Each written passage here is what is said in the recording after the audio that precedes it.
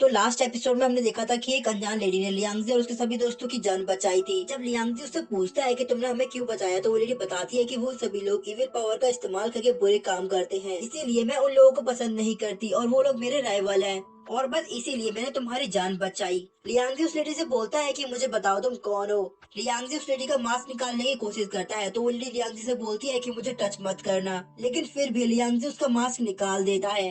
अब आगे एपिसोड की स्टार्टिंग में हम उस लेडी का फेस देखते हैं, जो कि सच में काफी ज्यादा ब्यूटीफुल होती है। लेकिन मास्क निकालते ही उस लेडी पर लगा कर्ज एक्टिवेट हो जाता है, जो कि मून बीस्ट का ब्लू लाइटनिंग थंडर टालिस्मान होता है। और इस एनर्जी की वजह से वो लेडी एक्सप्लोड भी हो सकती है, इसीलिए वो अपने प्रोटेक्शन के लिए मास्क लगा कर रखती थी। लेकिन लियांगजी ने उसका मास्क निकाल दिया था, जिसकी वजह से वो ज्यादा देर तक कंट्रोल नहीं कर सकती थी। ठंडा टालिस्मान की ब्लू लाइटिंग उस लेडी को एक्सप्लोड करने वाली थी कि तभी लियांगजी अपनी सोल ब्रेकिंग की का इस्तेमाल करता है और वो उस लेडी की सोल को उस कर्ज से आजाद कर देता है।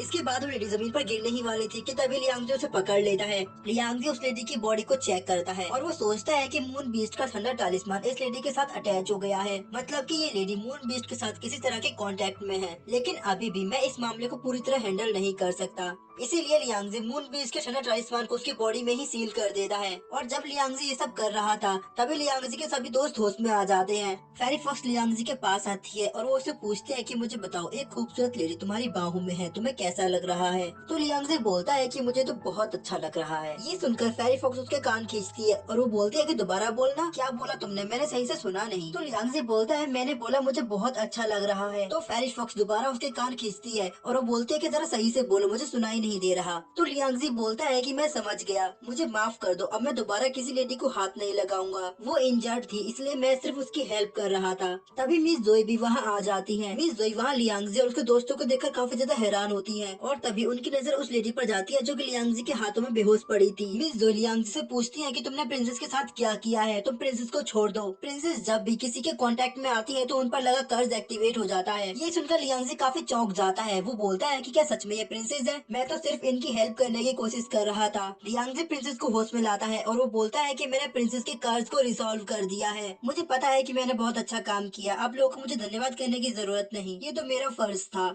तो मिस जोई प्रिंसेस के पास आकर लियांगजी को दूर ढकेल देती है और वो बोलती है कि हमने भी तुम्हारी रॉयल गार्ड से जान बचाई है। हम लोग वैसे भी तुम्हें कोई थैंक यू नहीं बोलने वाले, तुम्हें हमें थैंक यू बोलना चाहिए। और वैसे भी तुम बहुत बेकार आदमी हो, तुम प्रिंसेस से दूर ही रहना। तभी मिस जोई प्रिंसेस से पूछती है कि आपको जिस स्ट्रॉन्ग पावर का एहसास हुआ था, क्या वो लियांगजी है? तो प्रिंसेस मिस जोई को बताती है कि हाँ, वो लियांगजी ही है। इसके बाद प्रिंसेस लियांगजी की तरफ देखती है और वो उससे पूछती है कि मेरे ख्याल से शायद तुम लोगों ने यहाँ आने से पहले गोल्डन इमोर्टल्स के सीक्रेट के बारे में सुना होगा। तो लियांगजी बोलता है कि हाँ, हमने यहाँ आने से पहले उसके बारे में सुना था, लेकिन आपकी आवाज से लगता है कि वो खबर नकली है। तो प्रिंसेस बोलती है कि हाँ, तुम बिल्कुल सही हो। गॉब्लिन किंगडम की गोल्डन फेरी ने इस नकली खबर को सीक्रेटली फैलाया है। ये सिर्फ कल्टिवेटर्स को अट्रैक्ट करने का एक तरीका है, ताकि वो लोग उन कल्टिवेटर्स का इस्तेमाल करके अपनी पावर को और ज्यादा बढ़ा सके। वो लोग धीरे धीरे अपनी इविल आर्मी को और ज्यादा बड़ा कर रहे हैं। प्रिंसेस की बातें सुनकर लियांगजी सोचता है कि ये सारा मामला मून बीस्ट से कनेक्टेड है, इसमें मैं इन लोगों को अकेले नहीं छोड़ सकता। लियांगजी प्रिंसेस से बोलता है कि अगर आपको इसमें किसी भी चीज की हेल्प चाहिए तो आप मुझे बता सकती हैं। तो प्रिंसेस लियांगजी को बताती है कि मेरे पास इविल पावर को प्योरीफाई करने की एक फॉर्मेशन है, लेकिन उसका इस्तेमाल करने के लिए हमें बहुत सारी ट्रू पावर की जरूरत है,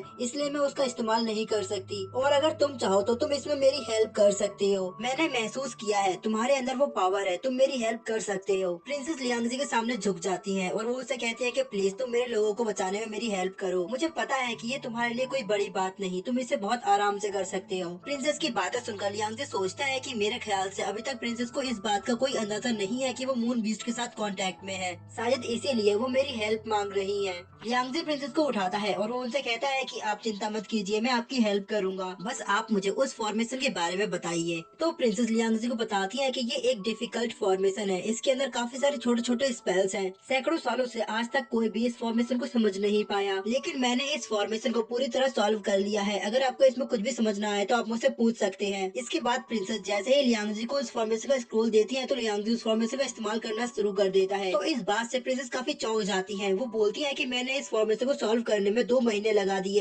लेकिन इसने एक ही पल में इस फॉर्मेशन को सीख लिया। तो मिस जोई प्रिंसेस को बताती है कि हालांकि ये लड़का बहुत बदतमीज है, लेकिन इसके बावजूद ये इतना टैलेंटेड है कि ह्यूमन वर्ल्ड में आज तक कोई भी इसका मुकाबला नहीं कर पाया। और तभी लियांगजी उस फॉर्मेशन को पूरी तरह एक्टिवेट करता है, जिससे लियांगजी की एक मार्शल सोल जनरेट होती है, जिसका आकार धीरे धीरे बड़ा होने लगता है और वो इतना बड़ा हो जाता है कि सिटी के बाकी सभी लोग भी उसको देख पाते हैं। उन सभी को लगता है कि गॉड उनके सामने आ चुके हैं। वो सभी लियांगजी के सामने झुक जाते हैं और एक गॉड की तरह उससे ब्लेसिंग लेने लगते हैं। और इसी के साथ हमारा आज का ये एपिसोड यहीं खत्म हो जाता है।